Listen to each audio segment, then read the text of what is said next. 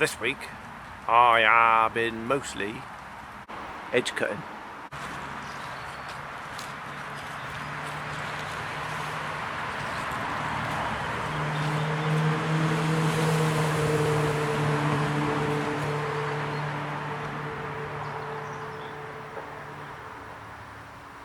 Still got a bit to do up the top there,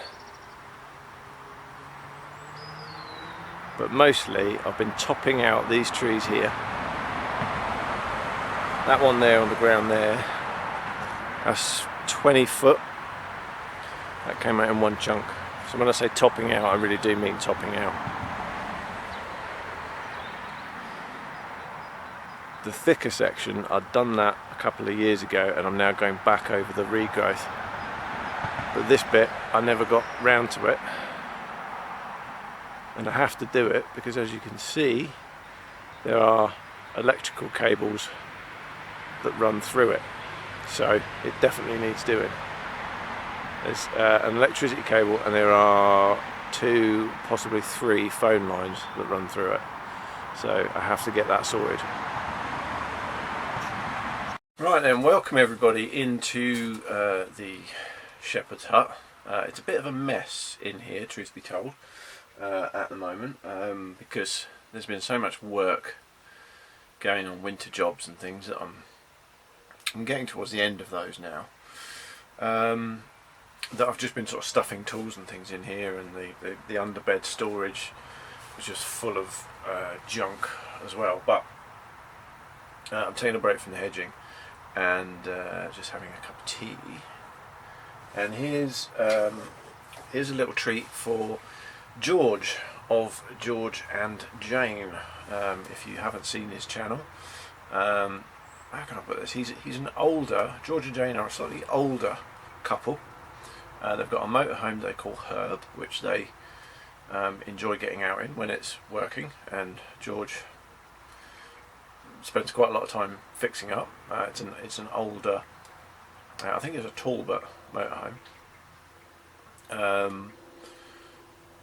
But George is a bit of a stoveaholic, and he likes sort of like older stuff. He's got a lot of old French style little cooking stoves, and they're not so much, I don't think they're camping stoves, they're more cooking up domestically stoves, sort of indoors possibly, with ventilation obviously. But yeah, I think he calls them pigeon stoves. Well, this is a stove, George, that Mary picked up for me, and I'm just making myself a brew on this little chap. Take a look at this. There we go. I've seen that described as a gypsy stove, gypsy kettle and burner. I don't know if it is. It is going at the moment, but you can barely see it. You probably won't see it in the sunlight. Or you can just about see it flickering away. The burner just sits in there. It's a methylated spirit burner. It does have a height adjuster for the wick. So it's a wick stove, unpressurized. And it sits up the kettle. I'll just lift it off momentarily. The kettle's got a dimple in the bottom of it,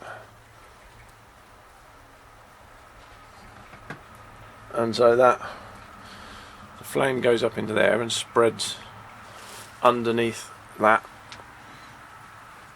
ring. Now it's copper obviously, and tin lined. See the lining on there.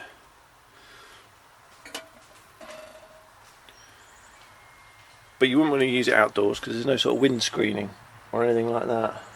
But there you go, George. There's one for you to admire. Hope you liked it. Now, George, I know you know this pain. With these old things, it's taking so long to boil. It's almost there.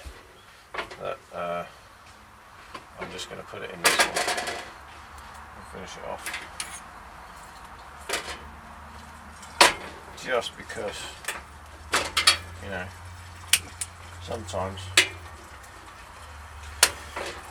Sometimes life's too short, isn't it, George?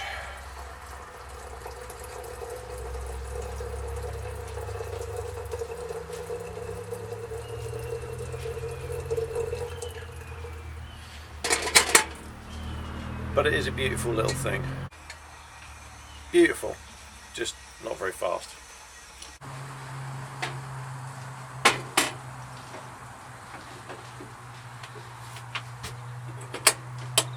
I just had to change over the gas bottle yesterday actually. We use a 7 kilo butane bottle in the shepherd's hut here, which sits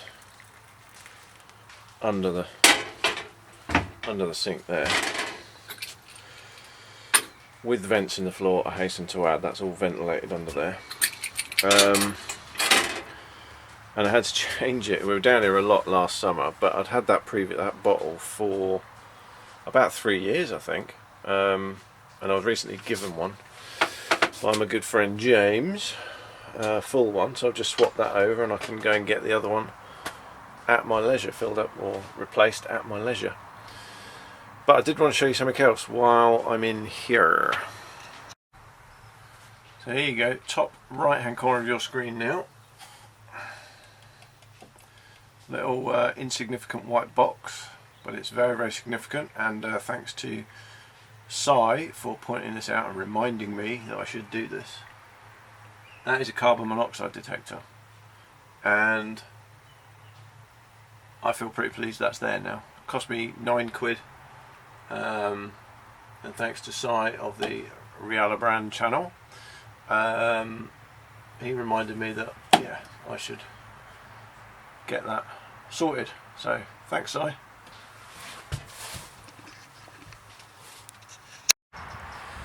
So while we wait for my tea to cool down a bit, because unfortunately I'm having to have it black today because there's no milk, and there's not even any milk powder down here, which is a schoolboy error on my part. There you go, badgers in the woods. Classic badger track, that.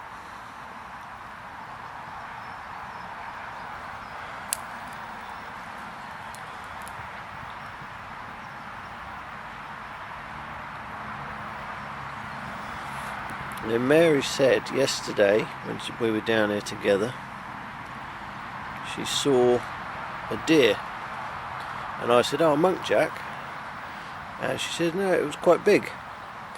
So I think there is a roe deer track. More badger tracks. A pheasant just flew off. But while we wait for that, I'm going to take you up into the woods, and I'll give you a hedge update, and also I'll show you what I've done with the coppiced hazel from last week. So here we are, coppiced hazel first. As you can see, it's been fenced off, and so the new growth, when it comes through, will be protected from deer and rabbits. I've got a rather messy pile there, but it is a pile at least of spare timbers.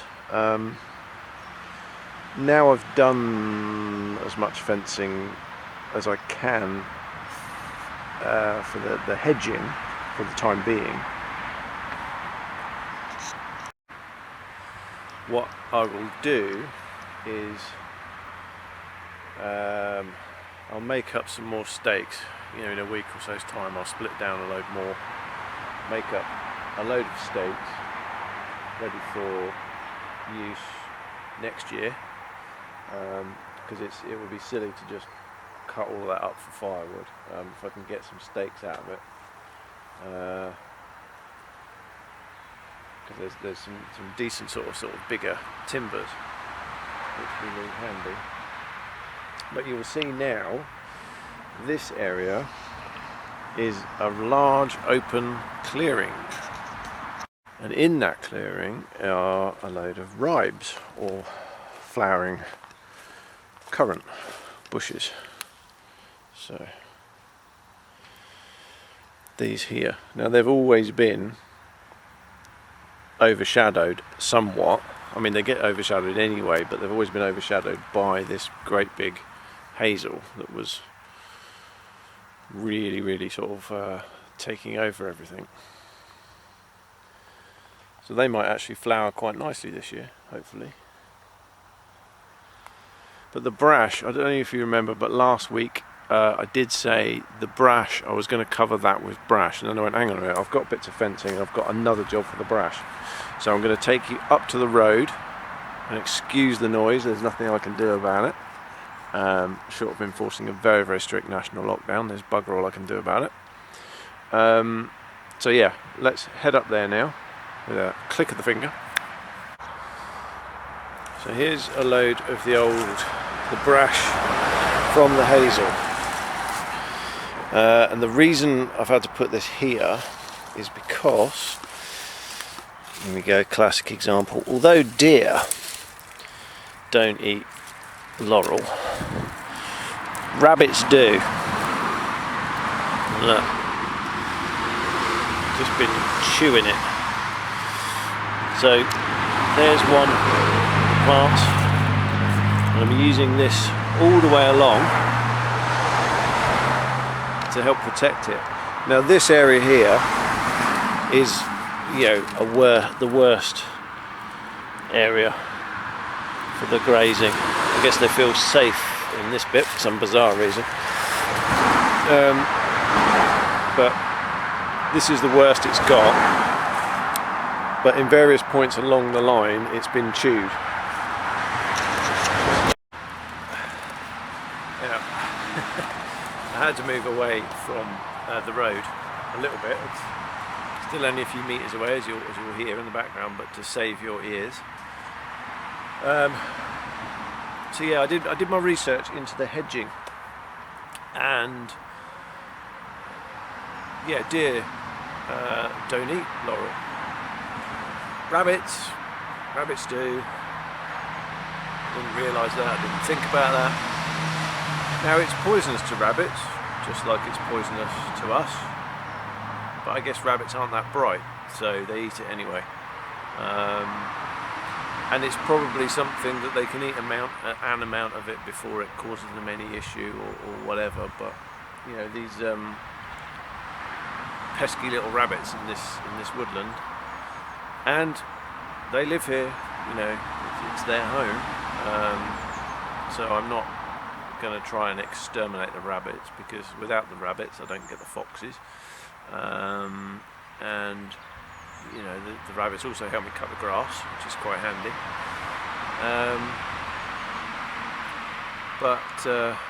Yeah, they're troublesome, and especially as it's. I feel even worse about it. I mean, as I say, that was the worst area, but I feel doubly bad about it, because if it was just my money involved in this, it wouldn't be so bad, but because it's you guys and your money, I feel really bad. So I'm doing what I can to protect it. I couldn't physically fence it off, because the cost of the fencing would be more than the cost of the laurel, and would be, you know. My hope is that in a few weeks' time the rabbits will either work out that it's really not agreeing with them and stop eating it, and to be fair, I don't think it was hit hard initially. There doesn't seem to be much more now. But my hope is that as more greenery pops up in the woods, and it's coming up all the time now because we are getting to spring,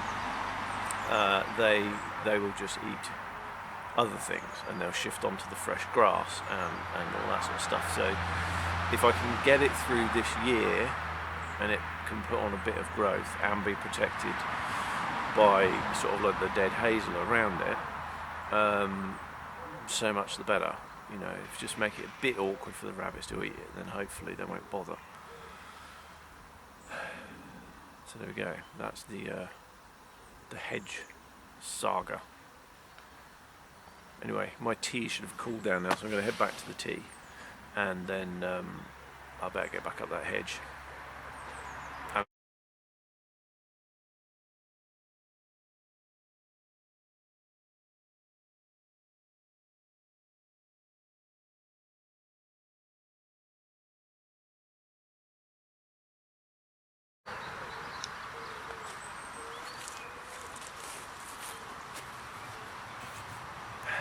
Time to extract the van, I think.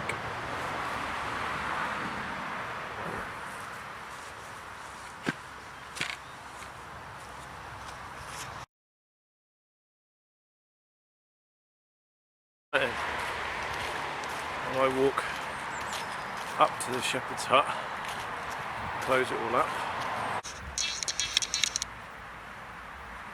Yeah, just want to say thanks for watching, guys and girls. There are a few. I appreciate it. I really do. Spring is coming, and we'll be able to get out and about a bit more soon. I've already got some guests booked in.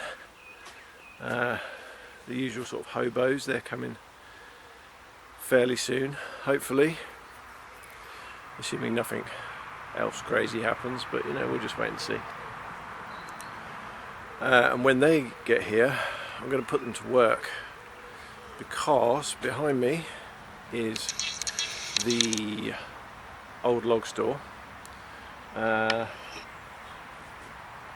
as regular viewers will know, I started on this last year, and because I've had time to think, because of various reasons, I've had time to think about how I'm doing it and what I'm doing and all of that. I've already changed my plans. So what you see now is coming down entirely. I'm going to put in some concrete pads. I don't like using concrete, but I think with the weight this thing's going to end up being, and the fact that worst case scenario I need to be able to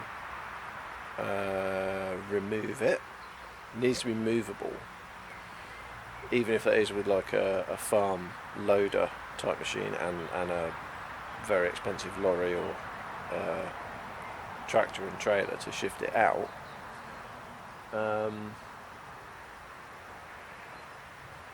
What I need to do is put in concrete pads and put it on some bricks. So everything here needs to be taken down, disassembled. The flooring that I put in, which you'll see there, needs to be cut from these timbers and then hopefully left as it is, but just moved out while the pads are built. And once the pads are set, I can then build up the brickwork and then just put it same height as it is now, but just on little pads, so there'll be like 9 brick pads for it to sit on. That's the plan. And then I'll have a flat base, level, nice off the ground, and then I can build my walls and everything up on top of that. So yeah, so when those guys come, hopefully we'll get this busted down and ready to be transformed.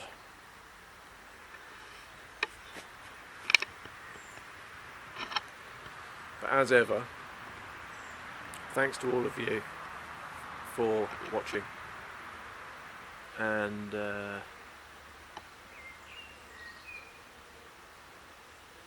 here's to 2021 and everything that may bring, good and bad, because you can't enjoy the good bits unless you experience the bad bits.